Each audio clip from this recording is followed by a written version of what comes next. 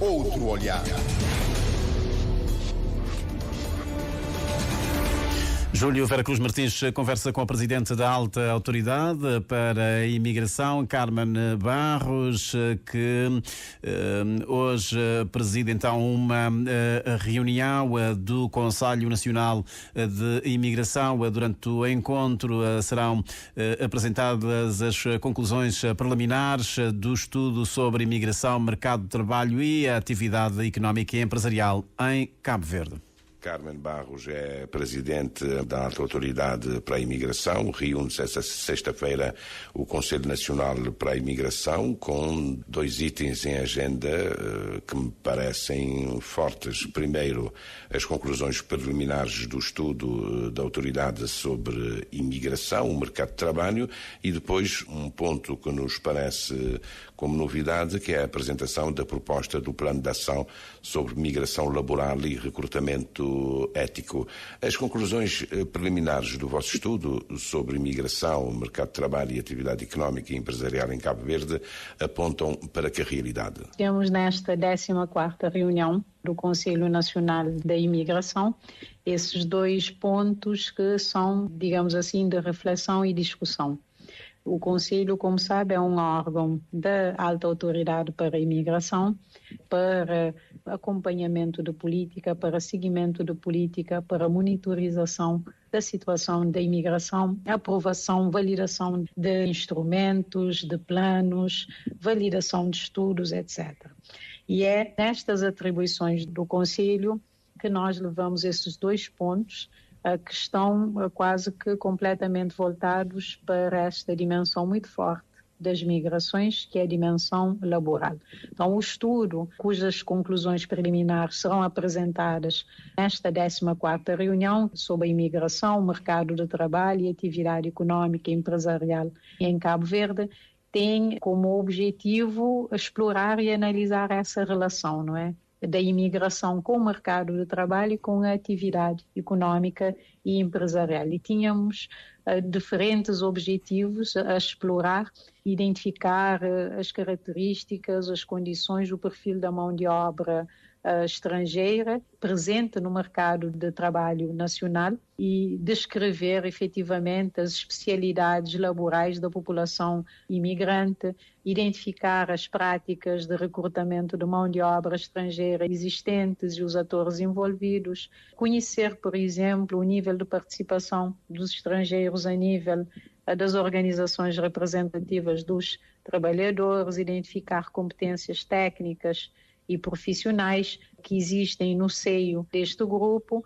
Eram vários objetivos específicos e daquilo que nós temos neste momento, daquilo que foi nos trazido enquanto conclusões preliminares que serão apresentadas no decurso da reunião, por um lado, continua a ser evidente efetivamente a elevada taxa de empregabilidade da população imigrante.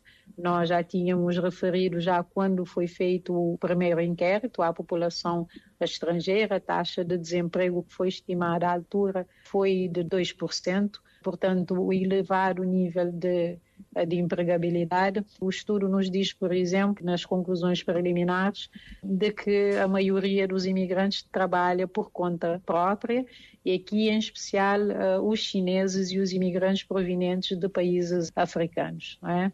E também foi frisado o nível de informalidade da atividade económica, em especial dos imigrantes africanos. O estudo deu também algumas conclusões relativamente à satisfação a nível da inserção no mercado de trabalho.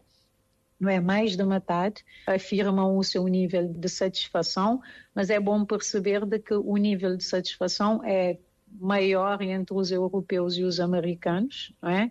E também uma percepção muito positiva por parte dos imigrantes relativamente à evolução da economia cabo-verdiana em termos de diversificação do negócio, o cumprimento das obrigações salariais, acesso à segurança social, que aliás os dados também trazidos aqui são interessantes porque vão na linha dos resultados do inquérito, que nos dá que a maior parte dos imigrantes estão inscritos na Segurança Social, o que é um indicador de integração, de participação e de contribuição relevante quando nós vemos para as políticas, mas percebemos também que há diferenças. Os europeus e os americanos e os asiáticos têm efetivamente um nível superior àquilo que é efetivamente a média. Se nestas comunidades está a dizer, o acesso... está a dizer nível superior de educação?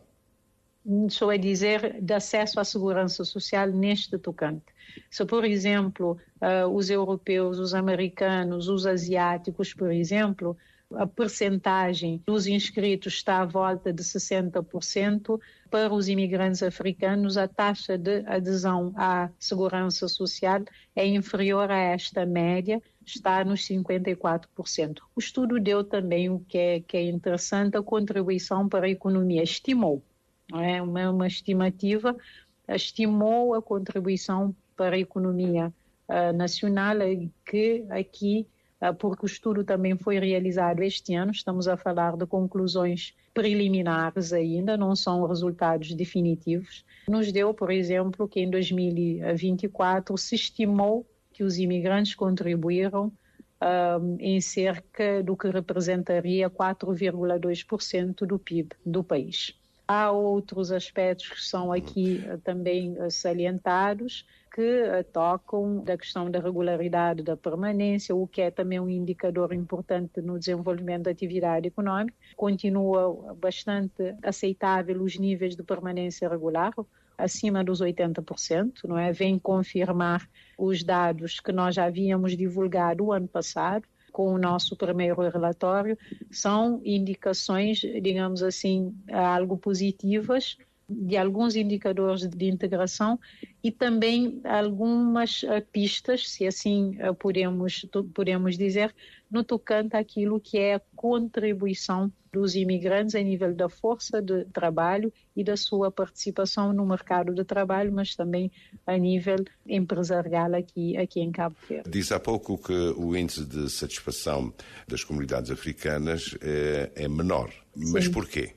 Quando se combinarmos com tudo aquilo que nós temos estado a falar ao longo do tempo, quais efetivamente são os fatores que determinam, condicionam, influenciam aquilo que é a própria permanência, o nível de satisfação, o sentimento de integração, nós vamos ver vários fatores que interferem, que vão desde do nível de escolaridade, não é? Ao tipo e decorrente ao nível de escolaridade, o tipo de inserção no mercado de trabalho que conseguem ter, muito ligado também ao nível de escolaridade, ligado a isso, ligado à inserção no mercado de trabalho, perceber inclusivamente a questão do estatuto legal, não é?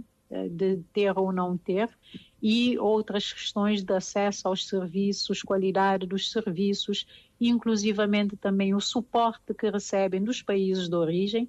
Há consulado, não há consulado, existe embaixada, não existe, quais os serviços as embaixadas disponibilizam e que podem contribuir diretamente para a permanência desses cidadãos aqui. Há um conjunto de fatores. O sentimento de discriminação também é um outro elemento que interfere nessa apreciação. Então, tudo isto mexe, e quando percebemos, por exemplo, vamos vendo as diferenças em termos de indicadores que influenciam esta percepção e este sentimento de satisfação e de integração.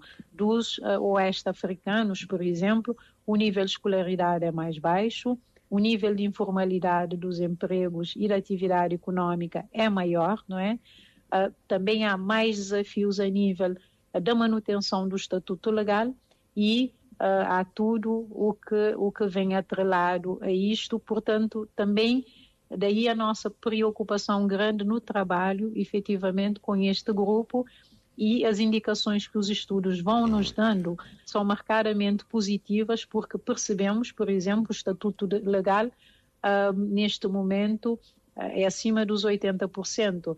O acesso à segurança social, não é? Está também no nível que está acima do que nós tínhamos. até inclusivamente o sentimento de discriminação quando falamos da discriminação por questões raciais. Também diminuiu quando vemos estudos feitos, por exemplo, anos anteriores. Mas ainda assim, claro está, essas indicações e estas pistas, ainda que preliminares, nos vão também indicando as preocupações que devemos ter, porque continuamos a ter, o país continua a receber pessoas que vêm de outros países e vêm, acima de tudo, em razão da atividade laboral, em razão da atividade econômica, da atividade empresarial. O estudo terá demonstrado a necessidade e a importância dos comitês e dos programas municipais. Nas conclusões preliminares, o que foi salientado são mais informações recolhidas diretamente. Não tanto o resultado em termos das políticas, mas mais efetivamente as condições dos imigrantes e daquilo que têm em termos do mercado de trabalho, da atividade. Não ainda, também são conclusões ainda preliminares. Dizer também que o estudo é realizado no projeto CUP Forint, que é financiado pela União Europeia através do mecanismo da Migration Partnership Facility. A proposta de plano de ação sobre migração laboral e recrutamento ético é uma proposta da autoridade para a imigração? Constitui uma proposta que foi desenvolvida no quadro de um projeto da Organização Internacional para as Migrações, mas que contou efetivamente com a participação de instituições nacionais nesta área das migrações e desta área laboral. Portanto, resulta enquanto uma atividade de um projeto que foi implementado aqui em Cabo Verde pela Organização Internacional das Migrações. Nós quisemos trazer para a reunião do Conselho Nacional, porque é um instrumento que neste momento foi proposto. Já aconteceram outros momentos de discussão, de partilha da proposta de documento. Em sede do Conselho Nacional, nós entendemos também que é efetivamente um espaço privilegiado para discutirmos, porque o plano toca a vertente da emigração como da imigração. É a vertente laboral tanto de entrada como de saída. Acreditamos que seja relevante, tanto mais que vamos levar também os resultados preliminares do estudo sobre a relação entre imigração e mercado de trabalho. Esse plano de ação poderá contribuir para reduzir a imigração ilegal, tráfico de pessoas. É um dos objetivos. Todos os planos de migração em geral têm este foco na promoção da mobilidade regular, não é? Da migração regular. E esta dimensão laboral, eventualmente, se calhar até mais, porque o exercício da atividade laboral está condicionada à permanência regular, não é? Portanto, é efetivamente um reforço a nível da mobilidade legal e regular, e ligado a isso, a que as pessoas possam também exercer atividades dentro daquilo que, são aquilo que são as leis e os regulamentos do país, mas também, inclusivamente, respeitando aquilo que é a dignidade e os direitos humanos. Porque Cabo Verde faz parte de convenções como a Convenção Internacional sobre a Proteção dos Direitos dos Trabalhadores Migrantes e membros de suas famílias, que trazem um conjunto de compromissos do Estado que se engajou relativamente a esta parte de que quem migra para trabalhar, e há todo um conjunto efetivamente de questões que tocam os migrantes por razão de trabalho. Está convencida que Cabo Verde deve ter um tal plano de ação? Eu penso que sim. A gestão da migração laboral, ela é fundamental, tanto mais em países que são atravessados pelas migrações como nós somos, em ambas as dimensões, em várias dimensões. É? E quando percebemos a motivação principal dos estrangeiros que vêm a Cabo Verde é trabalho, ou exercício de uma atividade econômica.